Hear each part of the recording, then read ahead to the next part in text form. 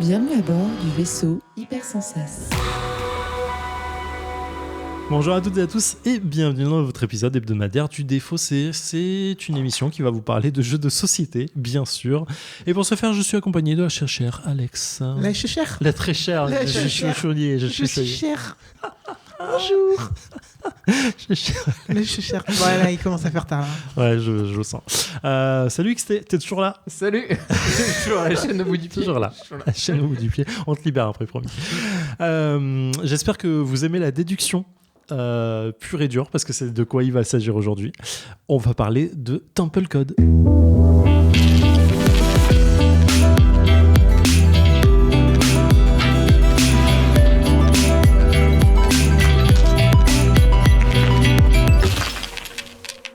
Donc le Défaussé, c'est une émission qui va parler de jeux de société. Pendant ce faire, dans une première partie, je vais présenter Temple Code à mes comparses pour l'émission.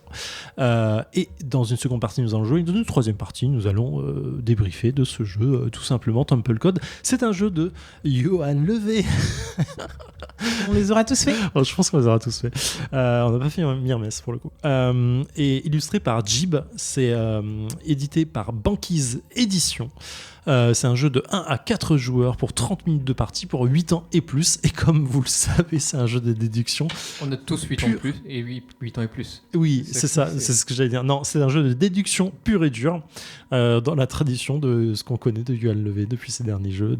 Mais redis-nous, on sait pas. Alors, Johan Levé, c'est donc l'auteur à succès archéologique et de co-auteur de Chronologie. Dans Temple Code, de quoi il s'agit ? Nous sommes des aventuriers qui allons dans un temple maudit pour récupérer des trésors. Il faut passer les portes et les pièges et on doit trouver le code. Je vous avoue, je fais ça à peu près de tête, mais j'ai pas en tête le vrai lore du truc, mais ça a l'air d'être ça. J'ai pas lu les lore, j'ai pas lu les règles. Alex m'en voudra. Non, c'est faux. Comment ça va se passer ? On va avoir devant nous notre petite carte qui est face cachée. C'est-à-dire qu'on va pas voir le code qu'on doit déduire, mais les autres joueurs et joueuses autour de la table le voient pour nous. On a une petite fiche de notes bien sûr qui répond qui a des symboles, et le symbole sera toujours de 3 symboles différents. Enfin, notre code sera de 3 symboles différents. Ça peut être je vais dire les couleurs, mais ça va être l'œuf jaune ou l'espèce de spirale verte ou le poisson rose et ainsi de suite. Comment ça va se passer ? Devant chaque nous, on va aussi avoir 2 autres cartes qui sont face visible pour tout le monde, et chaque joueur, les joueurs et joueuses autour de la table, à tour de rôle, vont aller choisir une carte qui n'est pas devant elle.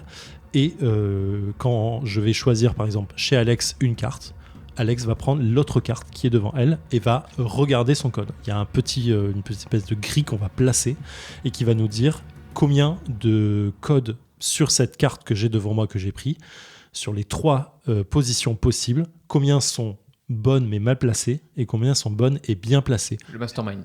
Voilà, quelqu'un l'a dit. Donc c'est une forme de mastermind améliorée, puisque chacun a son code à déchiffrer. Ce faisant, on va avancer comme ça, on va choisir, remettre des cartes, et lorsque quelqu'un ou quelqu'une autour de la table a la réponse, elle dit juste « j'ai la réponse ». Elle donne sa réponse. Et si c'est le cas, boum, on reprend une nouvelle fiche pour cette personne qui doit trouver une deuxième bonne réponse pour gagner la partie. Ah, on doit... Ok. Ouais, la condition de victoire, c'est 2. La condition de victoire, c'est 2 codes déchiffrés. Ok, c'est la première fois qu'on n'a pas tous les mêmes... Ouais, effectivement, on a chacun le sien. Exactement. Okay. J'ai découvert, c'est Johan Levé qui me l'a présenté tout simplement. Je vais pas aller plus loin. D'où le fait de ne pas avoir lu les règles.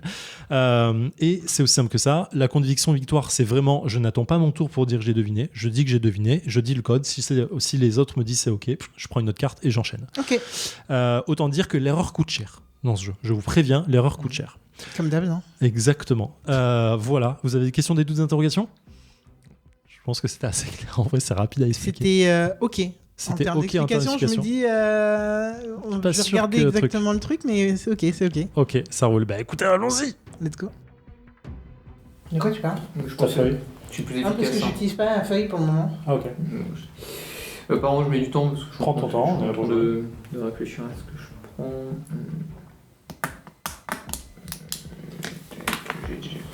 J'ai les petites vagues, le truc bleu et le truc vert. Non. Non. Oh merde.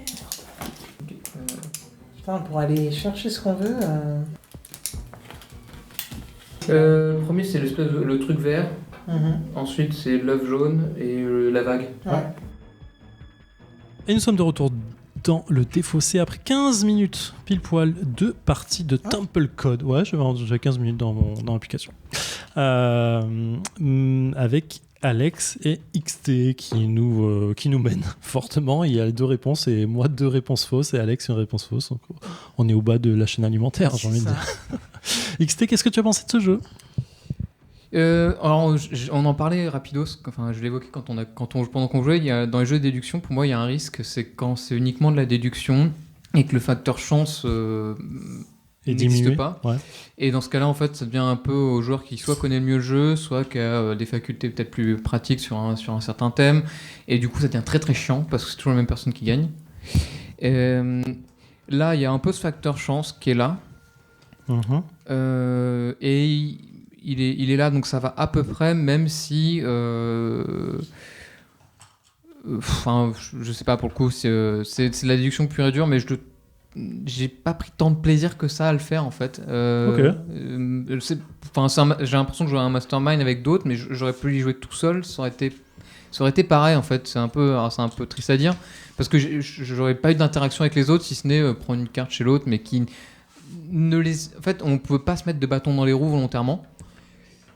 À moins de vouloir perdre ton tour et se saccager soi-même, en fait. Enfin, et le jeu, c'est le plus rapide, donc tu te saccages un peu... Mettre des bâtons dans les roues dans les autres, c'est compliqué parce que t'as pas le temps de faire ça si tu... Donc, du coup, j'aime bien la mécanique de jeu, je l'apprécie, mais y jouer à plusieurs, je trouve pas de plaisir, plus d'intérêt que si je jouais seul, en fait.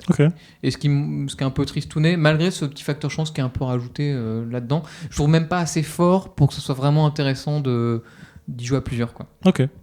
Alex ? Je comprends ce que XT veut dire, vu que je l'ai déjà reproché à Archaeologic. Ouais. Je l'ai reproché aussi à Turing Machine.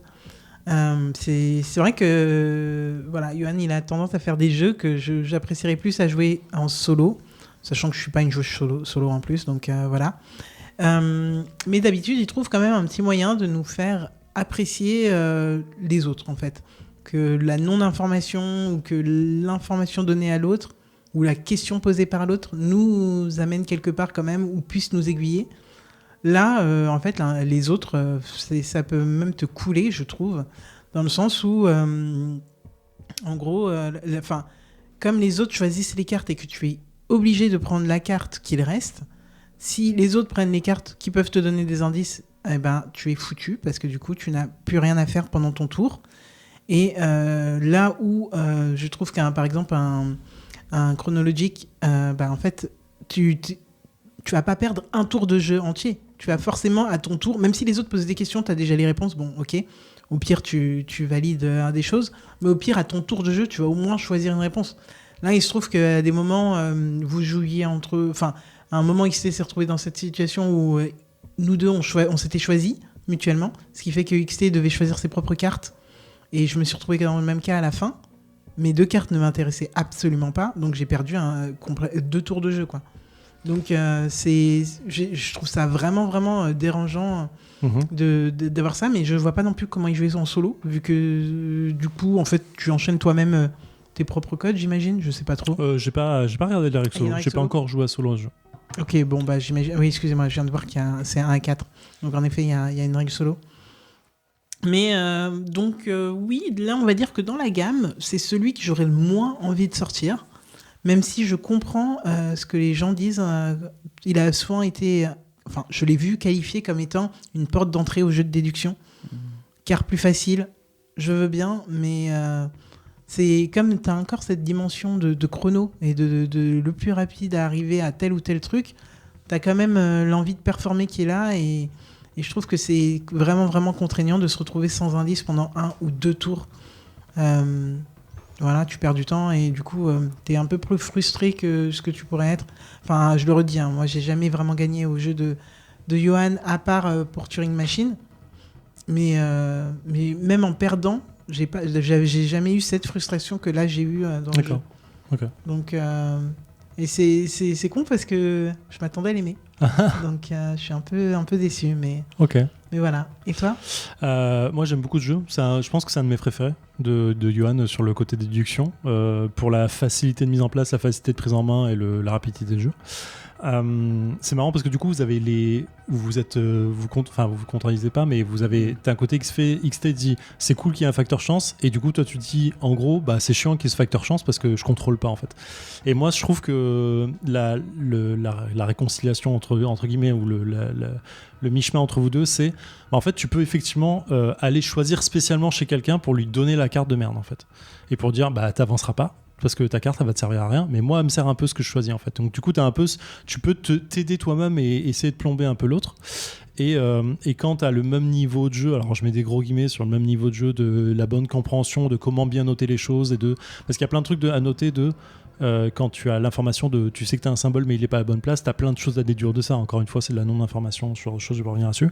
Mais l'idée, c'est que tu peux essayer de bluffer un peu les gens en disant « Ouh là, j'ai bientôt trouvé » et mettre un peu la pression autour de toi et essayer de faire en sorte que les gens vont peut-être rusher pour gagner. Et ça, je trouve ça intéressant comme jeu. Alors, je pense pas que le jeu l'ait prévu à la base, juste je l'ai subi dans mes parties ah putain, faut que je rush un tout petit peu pour pas que les autres aient l'information ou gagnent avant moi, et te tromper bêtement en disant ah putain, j'ai inversé deux trucs comme un idiot quoi. Et moi j'aime bien cette sensation là. Et du coup c'est assez épuré, c'est rapide, la prise en main elle est simple, tu poses les cartes, c'est déjà expliqué quasi quoi. Et moi je trouve ça agréable, et du coup c'est le bon croisement entre un Turing Machine qui met un peu long à mettre en place, qui du coup est un peu long en termes de temps de jeu autour de la table, plus t'as des joueurs et des joueuses, plus c'est long, et la compréhension aussi, et effectivement le truc de je dis pas n'importe quoi, mais pour reprendre chronologique, que j'aime beaucoup, mais sur la notation où j'ai un mal fou à noter le jeu quoi. Et du coup t'as un peu l'enchaînement un peu là-dessus qui moi me fait vachement plaisir sur ce genre de jeu. Le Mastermind, c'est un des premiers jeux de déduction que j'ai fait quand j'étais gamin, que mon père me faisait quand j'étais gosse, et du coup ça me fait plaisir. Il y a un peu cette Manuel de Proust autour de ça qui m'aide beaucoup à aimer le jeu. Il est très beau. Je suis désolé. Ça, oui. Voilà. C'est très beau. C'est très joliment illustré, et ça sert son propos un peu dans la lisibilité du jeu, je trouve. Une petite vibe Ori and the Blind Forest quand je sais pas. Sur la lisibilité du jeu, il y a quand même un petit détail. T'as vite fait, vu que les marqueurs pour préciser les indices, le marqueur d'indice, sont assez petits, et je pense que c'est possible qu'à un moment ou à un autre tu te fasses avoir à décaler d'une case. Tu peux c'est pour ça que t'as une couleur sur deux. Ouais, t'as une couleur sur deux. Ouais. Tu peux pas te tromper. Ouais, mais je pense que si tu décales de deux, tu le vois vraiment fort. Mais, je sais pas, mais oui, effectivement. De toute façon, il faut être rigoureux. Faut être rigoureux. Faut être rigoureux. Après, tes cartes, tu les gardes devers toi, donc tu peux quand même les reconsulter régulièrement, dire avec ce que je me suis gouré ou pas. Mais effectivement, c'est un truc. Cool de pouvoir regarder les cartes, les indices, tu les gardes. Mais... Moi, ce que j'aime vraiment, c'est je lève la main et je dis, il n'y a pas de tour de jeu quoi. Sur ça, je lève la main, je dis que j'ai mon code, et c'est bon, je continue. C'est bon, j'ai gagné, c'est fini quoi. Et j'aime bien ce truc de, tu stresses pas un peu à la chronologique de, je dois attendre mon tour pour pouvoir le faire, et ainsi de suite. Archéologique est empire sur Archéologique là-dessus, c'est punitif de ouf quoi, tu vois. Et là, c'est punitif aussi en fait. Si tu te trompes, tu reprends tout. Tu perds ton code, tu reprends tout quoi. Non, je veux dire, là, c'est même pas t'attends un tour. Tu avances de 5, t'attends que les entrées, ça t'arrive à ton tour et machin. Ouais, effectivement. Tu leur donnes beaucoup d'avance si tu fais ça quoi. Clairement, t'es extrêmement puni si tu te plantes quoi, parce que. Ah ouais, clairement. Au moment que t'as un énorme coup de bol après. Ouais, ça peut arriver, d'où le facteur chance. Enfin voilà, moi j'ai un petit amour pour ce jeu parce qu'il m'a surpris dans ce sens-là. Après, je suis un peu biaisé sur le côté, j'aime beaucoup les jeux de Yuan Love en général, donc il y a un truc là-dessus aussi qui est émotionnel, qui est un peu autour de ça. Mais pour le coup, c'est un jeu que je ressors facilement à faire jouer autour de moi. Le mode solo, pour l'avoir parcouru rapidement pendant que tu donnais ton avis Alex, tu vas prendre les 35 cartes qu'il y a, prendre ton code, face cachée, tu sors 2 cartes, t'en choisis une, tu défausses l'autre, et tu enchaînes comme ça. Dès que tu as trouvé ton code, tu reprends une carte et tu continues jusqu'à épuiser le paquet. Et plus tu fais de points, à la fin, plus tu es meilleur. Tu vois, limite, peut-être plus envie de jouer. Ouais, voilà, il y a un truc solo qui est cool aussi là-dessus, à essayer de battre son propre record. J'essaierai de faire ça, je veux dire ce qu'il y a. Voilà. Est-ce que vous avez autre chose à rajouter sur ce jeu ? Ou je repasse sur la fiche Je rejouerai quand même. Ouais. Parce que c'est rapide, etc. Donc je pense que je vais le voir tourner tout l'été. Ouais. Donc je pense que j'aurai d'autres occasions. C'est une belle édition quand même. Ils ont fait un bon taf là-dessus, je trouve. Je pense que c'est grave servi par le design. Hein. Je sais pas à quel point l'édition en elle-même est vraiment bien. J'en sais rien. Enfin, l'édition dans le sens, je parle du jeu, le côté design du jeu, machin et tout. Et ça fonctionne très très bien quoi. Ça fonctionne très très bien. Ouais. Donc Temple Code, Yoann Levé, Jib au dessin, Banquise Édition, 1 à 4 joueurs, 30 minutes de partie et 8 ans et plus. Voilà, faites-vous plaisir, c'est toujours stylé. Banquise Édition qui est une petite mise en édition qui est vraiment sur... je sais pas combien de jeux ils ont sortis, mais je sais qu'ils sont tout petits. Je crois qu'on a déjà fait des jeux de banquise. Me semble-t-il, j'ai un doute. Je sais plus, mais ouais, c'est sûr, on en a déjà fait. Ok. Ma chère Alex, on se retrouve la semaine prochaine. Je serai fidèle au poste. Nice. XT sera peut-être là ou pas, on sait pas. Cette fois, on ne sait pas. Kidnappé. Prenez soin de vous. Ciao. Fin de transmission.